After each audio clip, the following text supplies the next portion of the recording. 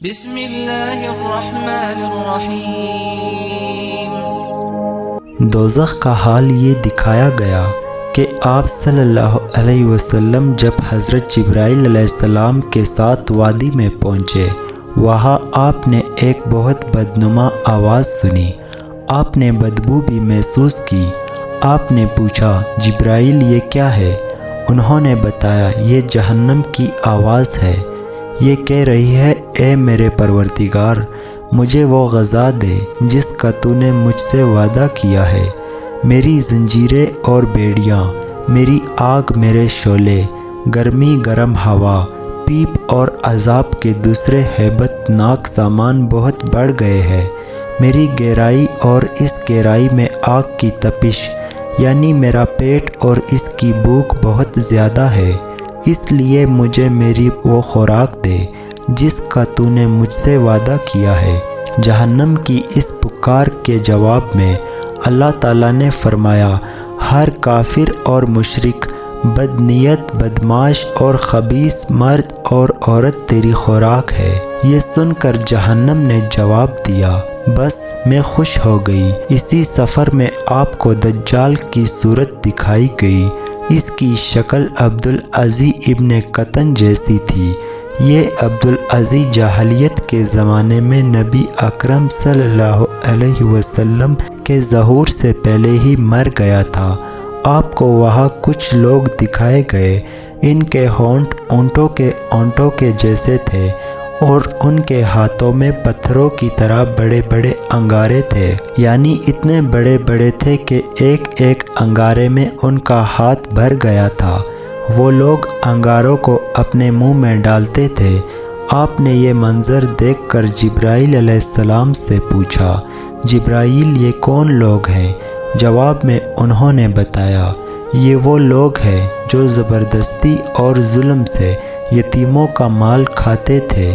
اس کے بعد آپ نے کچھ لوگ دیکھے جن کے سامنے ایک طرف بہترین قسم کا گوشت رکھا تھا، دوسری طرف سڑا ہوا بدبودار گوشت تھا۔ وہ اچھا گوشت چھوڑ کر بدبودار گوشت کھا رہے تھے۔ آپ نے جبرائیل علیہ السلام سے پوچھا، یہ کون لوگ ہیں؟ انہوں نے بتایا، یہ وہ لوگ ہیں جن کو اللہ تعالیٰ نے پاک دامن عورتیں یعنی بیویاں دی تھی، مگر یہ انہیں چھوڑ کر دوسری عورتوں کے پاس جاتے تھے، یا وہ ایسی عورتیں ہیں جو اپنے خاوند کو چھوڑ کر دوسرے مردوں کے پاس جاتی تھی۔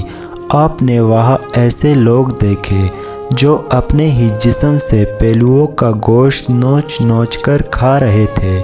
ان سے کہا جا رہا تھا، یہ بھی اسی طرح کھاؤ جس طرح تم اپنے بھائی کا گوشت کھایا کرتے تھے۔ آپ نے دریافت فرمایا، یہ کون لوگ ہیں؟ جبرائیل علیہ السلام نے کہا، یہ وہ لوگ ہیں جو ایک دوسرے پر آوازیں کسا کرتے تھے۔ جہنم دکھانے کے بعد آپ کو جنت دکھائی گئی۔ آپ نے وہاں موتیوں کے بنے ہوئے گنبد دیکھے۔ وہاں کی مٹی مشک کی تھی۔ آپ نے جنت میں انار دیکھے، وہ بڑے بڑے ڈولوں جتنے تھے، اور جنت کے پرندے اونٹوں جتنے بڑے تھے۔ ساتوں آسمانوں کی سیر کی۔ سیر کے بعد آپ کو سدرۃ المنتہا تک لے جایا گیا۔ یہ بیری کا ایک درخت ہے۔ حضور اکرم صلی اللہ علیہ وسلم نے سدرۃ المنتہا کی جڑ میں ایک چشمہ دیکھا۔ اس سے دو نہریں پھوٹ رہی تھی، ایک کا نام کوثر اور دوسری کا نام رحمت۔ آپ فرماتے ہیں، میں نے اس چشمے میں غسل کیا۔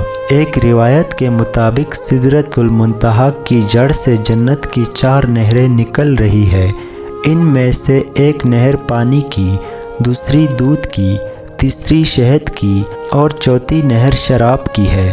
اسی وقت سدرۃ المنتہا کے پاس آپ نے جبرائیل کو ان کی اصل شکل میں دیکھا، یعنی جس شکل میں اللہ تعالیٰ نے بنایا تھا۔ ان کے 600 پر ہے اور ہر پر اتنا بڑا ہے کہ اس سے آسمان کا کنارہ چھپ جائے۔ ان پروں سے رنگا رنگ موتی اور یاقوت اتنی تعداد میں گر رہے تھے کہ ان کا شمار اللہ ہی کو معلوم ہے۔ پھر ایک بدلی نے آپ کو آ کر گھیر لیا۔ آپ کو اسی بدلی کے ذریعے اوپر اٹھا لیا گیا۔ جبرائیل وہی رہ گئے۔ بدلی کی جگہ بعض روایات میں ایک سیڑھی کے ذریعے اٹھانے کا ذکر بھی آیا ہے۔ یہاں آپ نے سریر اقلام یعنی لوح محفوظ پر لکھنے والے کلموں کی سرسراہٹ کی آوازیں سنی۔ یہ تقدیر کے قلم تھے اور فرشتے ان سے مخلوق کی تقدیریں لکھ رہے تھے۔ اس تفصیل سے معلوم ہوا کہ جبرائیل علیہ السلام سدرۃ المنتہا سے آگے نہیں گئے، اور یہ بھی معلوم ہوا کہ سدرۃ المنتہا 7ویں آسمان سے اوپر ہے۔ بعض علماء نے لکھا ہے کہ یہ عرش اعظم کے دائیں طرف ہے۔ ایک روایت میں ہے کہ جبرائیل علیہ السلام آپ صلی اللہ علیہ وسلم کو لے کر 7ویں آسمان کے اوپر گئے۔ وہاں ایک نہر پر پہنچے۔ اس میں یاقوتوں، موتیوں اور زبرجد کے خیمے لگے تھے۔ اس نہر میں ایک سبز رنگ کا پرندہ تھا۔ وہ اس قدر حسین تھا کہ اس جیسا پرندہ کبھی نہیں دیکھا تھا۔ جبرائیل علیہ السلام نے بتایا، یہ نہر کوثر ہے جو اللہ تعالیٰ نے آپ کو عطا فرمائی ہے۔ آپ فرماتے ہیں، میں نے دیکھا، اس میں یاقوت اور زمرد کے تھالوں میں رکھے ہوئے سونے اور چاندی کے جام تیر رہے تھے۔ اس نہر کا پانی دودھ سے زیادہ سفید تھا۔ میں نے ایک جام اٹھایا، اس نہر سے بھر کر پیا تو وہ شہد سے زیادہ میٹھا اور مشک سے زیادہ خوشبودار تھا۔ آپ فرماتے ہیں، جبرائیل علیہ السلام مجھے لیے ہوئے سدرۃ المنتہا تک پہنچے۔ اس کے پاس حجاب اکبر ہے۔ حجاب اکبر کے پاس پہنچ کر انہوں نے کہا، میری پہنچ کا مقام یہاں ختم ہو گیا، اب آپ آگے تشریف لے جائے۔ آپ فرماتے ہیں، میں آگے بڑھا یہاں تک کہ میں سونے کے ایک تخت تک پہنچ گیا۔ اس پر جنت کا ریشمی قالین بچھا تھا۔ اسی وقت میں نے جبرائیل علیہ السلام کی آواز سنی۔ وہ کہہ رہے تھے، اے محمد، اللہ تعالیٰ آپ کی تعریف فرما رہے ہیں، آپ سنیے اور اطاعت کیجیے۔ آپ کلام الہی سے دہشت زدہ نہ ہو۔ چنانچہ اس وقت میں نے حق تعالیٰ شانہ کی تعریف بیان کی۔ اس کے بعد مجھے اللہ کا دیدار ہوا۔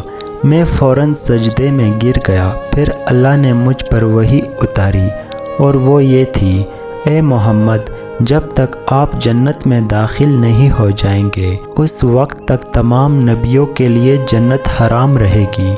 اسی طرح جب تک آپ کی امت جنت میں داخل نہیں ہوگی تمام امتوں کے لیے جنت حرام رہے گی۔ اس کے علاوہ اللہ تعالیٰ نے فرمایا، اے محمد، ہم نے کوثر آپ کو عطا فرما دی ہے۔ اس طرح آپ کو یہ خصوصیت حاصل ہو گئی ہے کہ تمام جنتی آپ کے مہمان ہو گئے۔ اس کے بعد 50 نمازیں فرض ہوئی۔ 50 نمازیں حضرت موسیٰ علیہ السلام کے مشورہ سے کم کرائی گئی، یہاں تک کہ ان کی تعداد 5 کر دی گئی۔ تاہم اللہ تعالیٰ نے فرمایا، اے محمد، ہر روز یہ 5 نمازیں ہیں، ان میں سے ہر ایک کا ثواب 10 کے برابر ہوگا، اور اس طرح ان 5 نمازوں کا ثواب 50 نمازوں کے برابر ملے گا۔